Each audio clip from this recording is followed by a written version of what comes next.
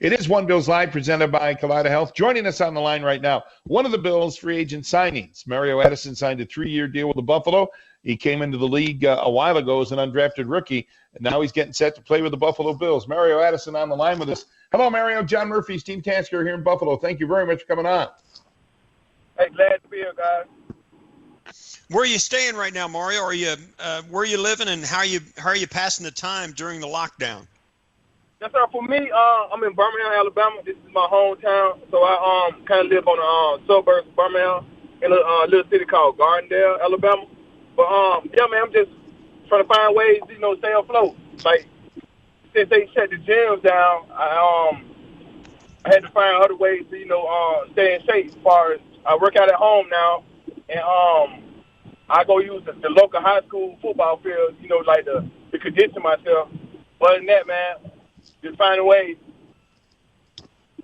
Yeah, you were quoted a couple of weeks ago as saying how difficult it was to get used to a new team, Mario, not knowing the Buffalo Bills, not knowing who your new teammates would be, kind of trying to meet everybody virtually, through the video team meetings they had. How's that gone? Is that getting any better for you?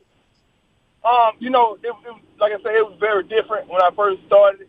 And, not only me, for everyone, but it's been good. It's been very fun and interesting. And the D-line, talking with the D-line every day, I felt, the bond that we're gonna have.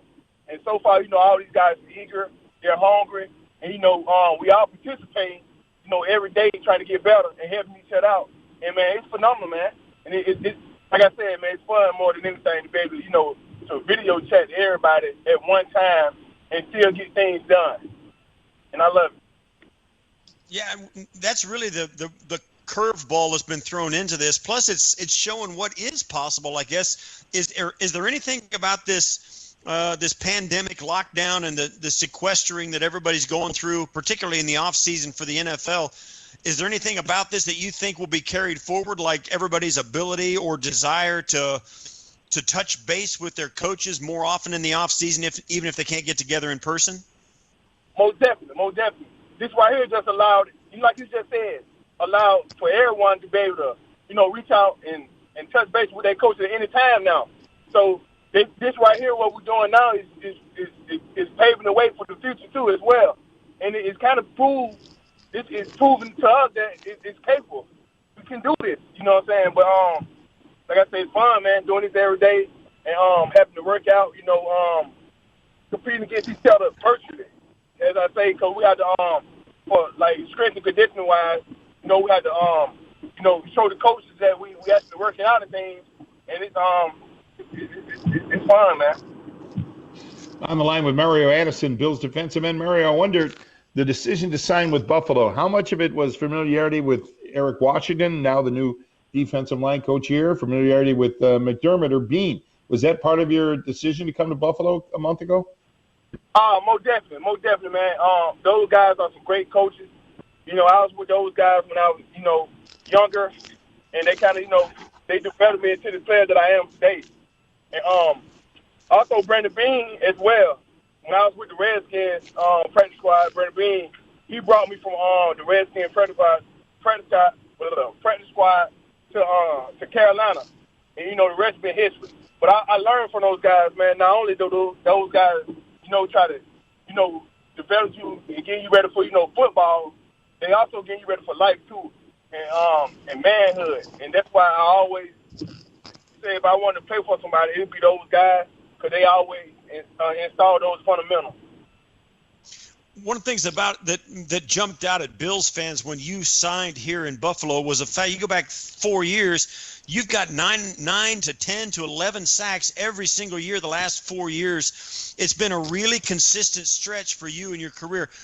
What do you think was the difference in your career when you started getting, averaging 9.5 sacks a year consistently for the last 4 years? What was the big difference that made that possible or made that happen for you? The big difference, and this is God honest truth, is the opportunity. You don't get the opportunity to even get on the field and play and show that you're capable of doing things. You will never be able to show God that you fit. And for me, if you don't grow each year, then you're dying. And it's hard to stay in this football league without producing. And I always was taught, like, you know, it don't matter what you did last year. That don't mean anything. It's all about what you can do for me now. So, you know, the more opportunities I got, you know, throughout each year, I try to, you know, improve myself and show the guys that I'm worthy of it and push myself. And that way made the difference. I try to outdo myself each year. And I always put in the back of my head the things that I have done because it don't mean anything the next year. Mario, your career has been interesting, to say the least, and you bounced around to 4 different teams your first couple of years. What got you settled in Carolina? You've been there for a while. What was around you at Carolina, or what did you do differently at Carolina that got you settled in and allow you to have a successful NFL career? You know, Carolina, they had faith in me. And that goes back to when I was saying opportunities. They gave me opportunities. And they seen that I was a guy that they can develop, and, you know, they stayed with me. And I learned, too, when I was on different teams, when a team don't have anything invested in you, you really don't mean anything for them. And I had to learn that the hard way. Like, I was the guy that did everything right. I was early for me. I bust my ass every day, and I did everything the coach told me to do. And that wasn't good enough. And I learned that good wasn't good enough. So when I finally got an opportunity in Carolina, I made the best of it.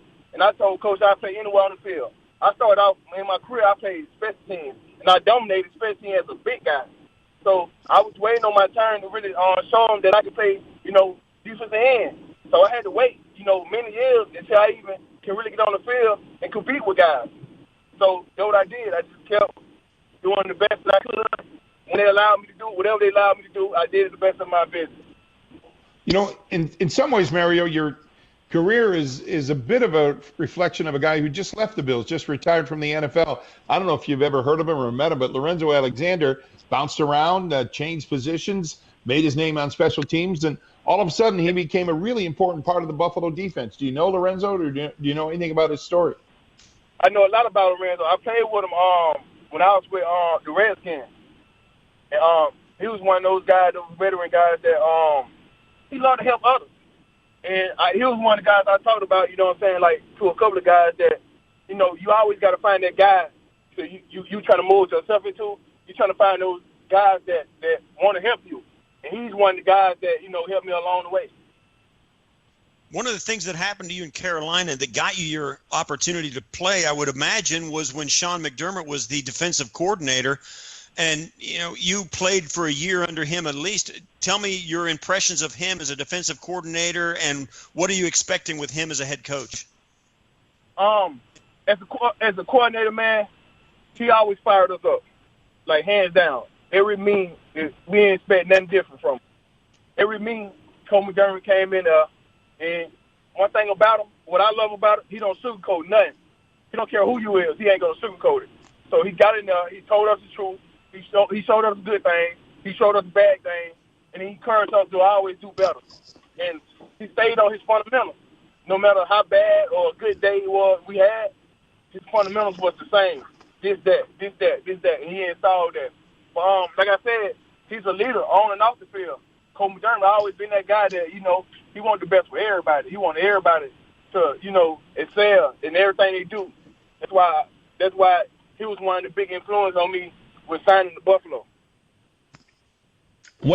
I know you don't know when you'll be up here, but when you come up here, what are some of the things you want to do? I mean, meet your teammates, obviously, but you got to be going crazy to sign with this new team, another team in your NFL career, and you haven't been able to get up here yet, Mario.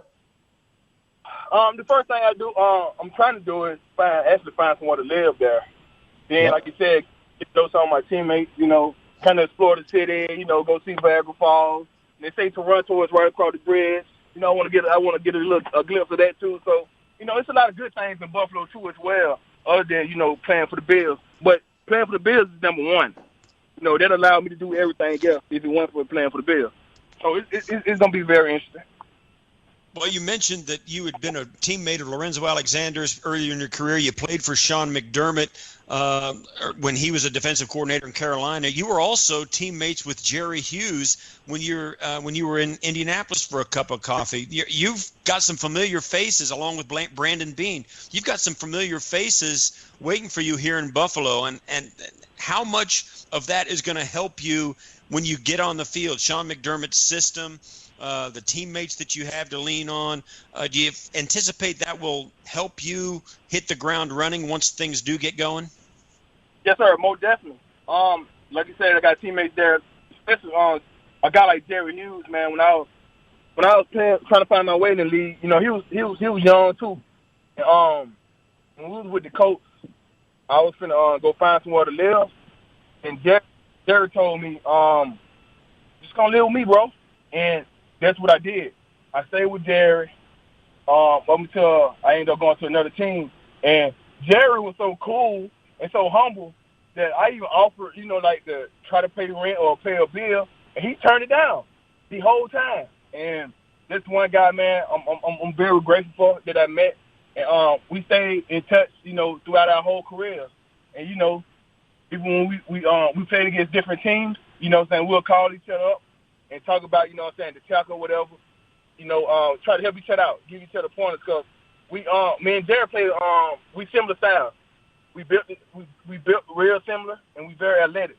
So, you know, we try to coach each other up on what to do against guys, you know, that's entirely way bigger than us and maybe be a little stronger, and how to outmaneuver guys and when to use power. So, me and Jared kind of talked about a little everything. So, I'm glad to be able to compete against him on the side of Jared.